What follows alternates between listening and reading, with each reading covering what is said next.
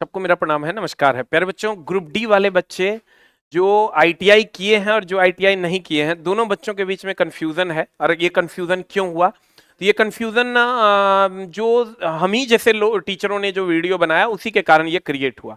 और हम जैसे टीचरों ने ये वीडियो क्यों बनाया, उस पर भी हम लोग प्रकाश डालते हैं। हम लोग जिस दिन मीटिंग हुई थी, जहां जब दिल्ली बोर्ड के सारे जो मेन हेड लोग आए हुए थे, जो सबसे उच्चतम अधिकारी मतलब मंत्री साहब के बाद जो अधिकारी थे, वो लोग जब आए हुए थे पटना, उस टाइम जो हम लोगों की मीटिंग हुई थी, उस टाइम क्या हुआ था कि हम लोग सब लोग बैठे हुए थे, सभी टीचर्स थे।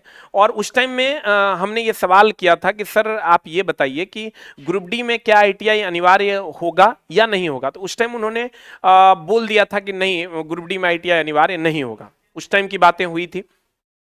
हो सकता है कि उनके नॉलेज में उस टाइम नहीं रहा हो, या उनको चीजें उतना लाइटली ही वो लिए होंगे। उस टाइम चूंकि एलपी टेक्नीशियन की वैकेंसी पर बातें हो रही थी तो लाइटली लिए होंगे, इट में भी वो ध्यान नहीं दे पाए होंगे। अभी ऐसा लग रहा है। क्यों क्यों लग रहा है ऐसा? क्योंकि अब जब हमने अलग अलग जगहों से खोजबीन चालू किया, जब हमने बोर्ड के मेंबरों से बात करना शुरू किया, जब बोर्ड के लोगों से हमने बात करना शुरू किया, तब जाके हमने ये बातें, हमको पिछले 5-6 दिन से हमको पता था, बच्चे मैसेज पे मैसेज कर रहे थे कि बताओ सर, आप ही बता दो, आप ही की बात जो है सही मान लेंगे हम लोग, क्या सही है क्या गलत है। तो ये चीजें जब सामने आई मेरे दोस्त, तो हमने इसकी पड़ताल शुरू की अलग अलग जगहों से, फिर पता लगाना शुरू किया कि बताइए उस दिन तो ऐसा बोला गया था, क्या है नहीं है। बच्चे परेशान हैं और बच्चे जो है कहीं ना कहीं अपने आप को कंफ्यूज समझ रहे हैं। तो वहां पर जो बातें निकल कर आई, तो जो हमने कंसर्न लोगों से जब बात किया, तो उन्होंने हमको इस नोटिस के बारे में बताया।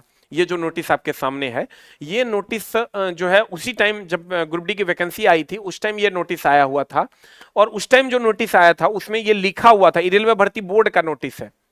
Government of India, ministry of railway, railway board का ये नोटिस है। इसमें क्या लिखा था हम आपको पढ़ के सुना देते हैं। Second column, keeping in view the large scale mechanization of maintenance, modernization and authentication, it has been deceived to reiterate that future recruitment in technical department, that is civil, mechanical, electrical and S&T department will be made on the basis of the minimum educational qualification of 10th pass plus national apprenticeship certificate NAC, NAC graduation by NCBT and 10th pass plus ITI plus, यहाँ या नहीं दिया है, 10th pass plus ITI of instruction issued vide board letter under RRB इतना इतना इतना dated इतना। तो इसमें कहा गया है कि ये जो सिविल, मैकेनिकल और इलेक्ट्रिकल और S&T डिपार्टमेंट है, इसमें minimum qualification 10th plus ITI रहेगा।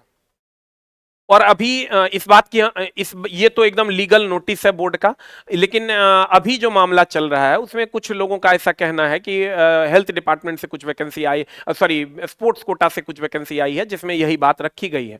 तो हो सकता है मेरे दोस्त, अभी जब हमने अलग अलग लोगों से बात भी किया तो वो लोग बोले कि जो बोर्ड के ही लोग हैं, अलग अलग बोर्ड के, तो उनका ये कहना है कि अभी तो सर हम एग्जैक्ट नहीं कह सकते, लेकिन मामला ये है कि जो जिस पोस्ट में टेक्नीशियन जाना संभव है, जिस पोस्ट में टेक्नीशियन तक जाना संभव है, उस सब पोस्ट में ग्रुप डी अनिवार्य रहेगा। ग्रुप डी अनिवार्य रहेगा, ग्रुप डी जो है वो अनिवार्य रहेगा, सॉरी आईटीआई अनिवार्य रहेगा। उन जिसमें टेक्नीशियन ऊपर तक टेक्निकल काम जितना है उसमें 10th प्लस आईटीआई अनिवार्य रहेगा।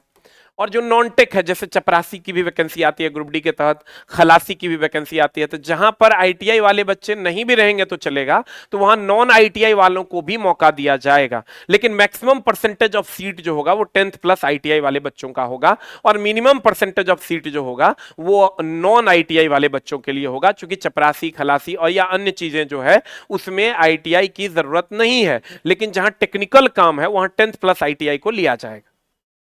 लेकिन इस बात की पुष्टि अभी नहीं कर सकते, जब नोटिफिकेशन आ जाएगा तब हम लोग इस पर विशेष चर्चा करेंगे। लेकिन ज्यादा संभावना अगर आप कहिए, अभी जो सिचुएशन दिख रहा है, जो हो सकता है उस टाइम वो बात बात में ऐसे ही बोल गए होंगे, लेकिन रियल बात यही है कि 10th plus ITI technical post के लिए, और टेक्निकल पोस्ट ही लगभग 80% के आसपास, 70 to 80% होता है।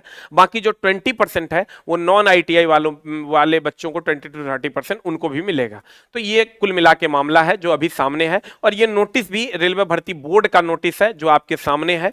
उन्होंने एकदम क्लियर लिखा है कि civil, mechanical, electrical and SNT department में 10th प्लस आईटीआई वालों को ही मौका दिया जाएगा, और एनसी क्या बोलते हैं, अप्रेंटिस वालों को मौका दिया जाएगा। अप्रेंटिस वाले तो रहते ही रहते हैं।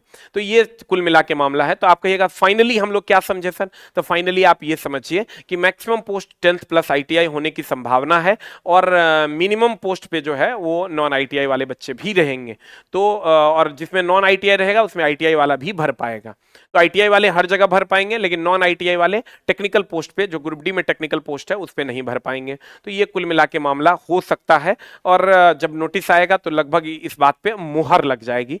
अभी कुल मिला के मामला यही बनता हुआ प्रतीत हो रहा है। और ये बातें भी जो किसी ने, हमने भी बोली कि नहीं ग्रुप डी से आईटीआई को हटा दिया जाएगा, तो ये उस दिन का उनका स्टेटमेंट था जिसके बिहाफ में सभी टीचरों ने ऐसा बोला। और अभी जो फाइनली दिख रहा है, जो फिर से हमने कोशिश की कि इस बात की जांच पड़ताल करने की, तब ये बातें सामने आई है।